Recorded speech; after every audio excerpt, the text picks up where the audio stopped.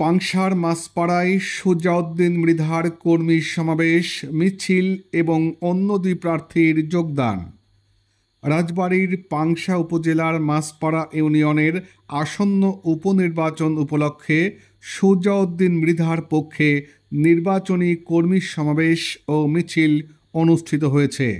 শুক্রবার বিকেলে Maspara railway station সংলগ্নে এ কর্মী সমাবেশ অনুষ্ঠিত হয়।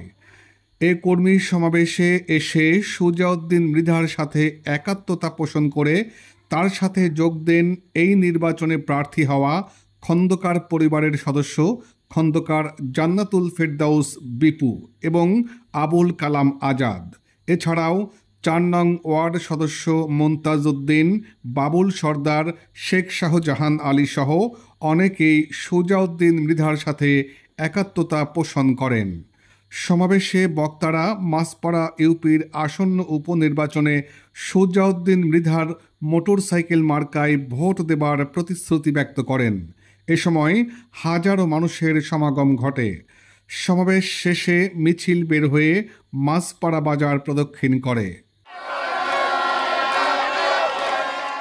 মাসপাড়া ইউনিয়নের বিভিন্ন ওয়ার্ড থেকে আগত আমার মোটরসাইকেল প্রতীকের সহযোদ্ধা সবাইকে আসসালামু আলাইকুম। এবং বিশেষভাবে আজকে শ্রদ্ধা করছে ধোদা কবিরাজ এবং আমি আব্দুল সামাদের উত্তরসূরি ছিলাম। আব্দুল সামাদের মৃত্যুর পরে আমি আজ 9 বছর যাবৎ মাসপাড়া আওয়ামী লীগের সভাপতির দায়িত্ব নিয়েছি এবং এদেরকে আমি বিশেষভাবে শ্রদ্ধা করছি এবং এই আসনের খন্দকার নুরুল ইসলামকে আমি বিশেষভাবে শ্রদ্ধা করছি এবং আমার এই অনুষ্ঠান থেকে আমি রেলপথ মন্ত্রীর জিল্লুল হাকিমের হাতকে শক্তিশালী করবো আমি নির্বাচিত হলে এবং মিতুল হাকিমের হাতকে